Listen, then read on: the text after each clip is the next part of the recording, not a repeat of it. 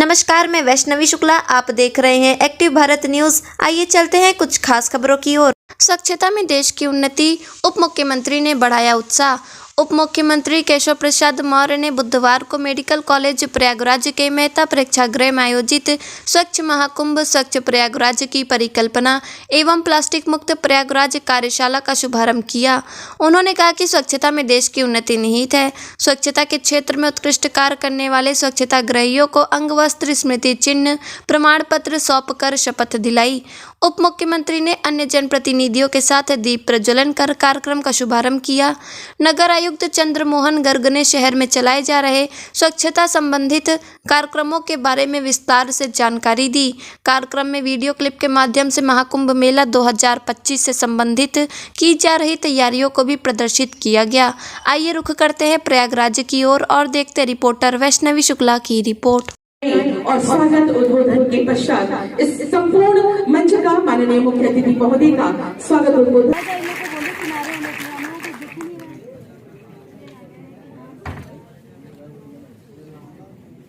होगा। उसका ट्रायल 2024 में होने जा रहा है। किस तरह से प्लास्टिक फ्री होगा, ग्रीन होगा और सरकार की क्या मंशा, कैसा आयोजन है? सरकार की मंशा एक ही है कि स्वच्छ कुंभ, दिव्य कुंभ के आयोजन को हम सफलतापूर्वक यहाँ कर सकें। आप सबको याद होगा, हमारे आदरणीय प्रधानमंत्री माननीय मोदी जी जब 2019 में प्रयागराज कुंभ स्नान करने के लिए आए थे तो यहाँ की स्वच्छता देख करके इतने प्रभावित हुए थे कि स्वच्छता करने वाले कर्मियों को कुर्सी पर बैठाया और स्वयं ज़मीन पर बैठ करके उनके चरण पखारे थे।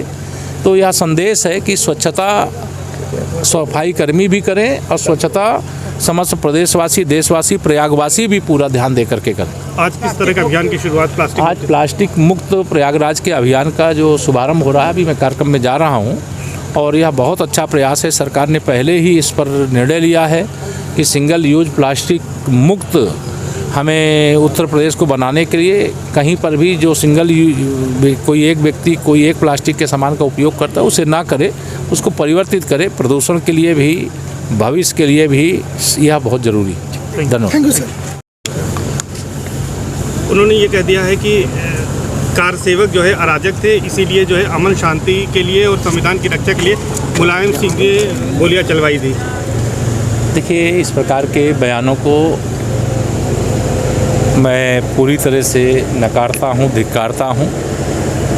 और ऐसे समय में जब रामलला का भव्य मंदिर बन करके तैयार हो गया है और 22 जनवरी को जिस मंदिर के लिए 500 साल लड़ाई हुई है और स्वतंत्र भारत के इतिहास में भी 1949 से ही आंदोलन शुरू हो गया था और रामलला ताले में बंद थे, उनको बाहर निकाल करके रामलला का भव्य मंदिर बनाने का अनेक अवसर आया था। और ऐसे समय में इस प्रकार के बयान को देना मतलब श्री अखिलेश यादव जी का निश्चित तौर से यह बहुत, मैं इसके लिए उनकी निंदा भी करता हूं, क्योंकि जो बोलते हैं उनके कोई भी नेता वह श्री अखिलेश यादव जी का लिखा हुआ केवल पढ़ते हैं, रट्टू तोता हैं, एक शब्द कम ज़्यादा नहीं बोल सकते। ये बुलवाया जाता है इसलिए बोले। स्वामी प्रसाद मौर्य आखिर ऐसे बयान क्यों दे रहे हैं, उन पर कार्रवाई क्यों नहीं होती? इसलिए कि आप सवाल पूछ करके उनको महत्व दे रहे हैं, इसलिए वो बयान देता है। अच्छा, इमरान मसूद जी ने कहा है कि मंदिर जाने के लिए निमंत्रण की ज़रूरत नहीं होती। निमंत्रण कौन दे रहा है? कांग्रेस के नेता हैं इमरान मसूद। नहीं, देखिए, मैंने ये कहा है कि इस देश के चाहे हिंदू हों, चाहे मुसलमान हों, चाहे ईसाई हों, चाहे कोई अन्य हों, भगवान श्री राम जो हम तो भगवान मानते हैं और भगवान के रूप में उनकी पूजा करते हैं। हमारे जैसे कोटि कोटि राम भक्त उनको भगवान मानते हैं। जो भगवान नहीं मानते हैं उनके भी पूर्वज भगवान श्री राम हैं। और इसलिए श्री राम जन्मभूमि पर जब प्राण प्रतिष्ठा समारोह होगा, उस उत्सव का हिस्सा समस्त प्रदेशवासियों को, देशवासियों को बनना चाहिए। सर, एक सवाल यह है कि बिहार के शिक्षा मंत्री हैं चंद्रशेखर, उन्होंने पहले भी भगवान राम को लेकर, रामचरितमानस को लेकर विवादित बयान दिया था। अब मंदिर को कह रहे हैं ये नफरतवादियों का मंदिर है।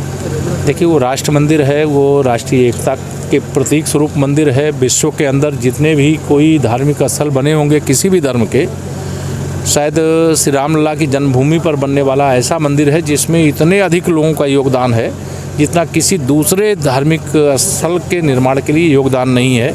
आर्थिक रूप से, शारीरिक रूप से, मानसिक रूप से, भावनात्मक रूप से। कोई श्री राम जय राम का विजय महामंत्र पढ़ करके अपना योगदान दिया, कोई कार सेवक के रूप में योगदान दिया, कोई जेल गया, किसी ने बलिदान दिया, जिसको भगवान श्री राम जी ने कृपा करके जो सेवा दी, जो संघर्ष का अवसर दिया, वो सबने किया। सर, आरजेडी के विधायक हैं फतेह बहादुर, उनका कहना है कि मंदिर नहीं बनना चाहिए था, विद्यालय बनना चाहिए था, कोई शिक्षा का मंदिर बनना चाहिए था। क्या मैं आप सब लोगों से निवेदन करूंगा, इस तरह के जो माननीय विधायक हैं या माननीय सांसदगण हैं, किसी सरकार के माननीय मंत्रीगण हैं, उनके बयानों को आप लोग भी महत्व इसलिए न दीजिए क्योंकि देखिए, हम लोग बार बार कह रहे हैं भगवान राम सबके थे, सबके हैं, सबके रहेंगे। भगवान श्री रामलला की जन्मभूमि पर बन रहा मंदिर कोई भाजपा का मंदिर नहीं है, वो हर राम भक्त का, हर राष्ट्र भक्त का मंदिर है।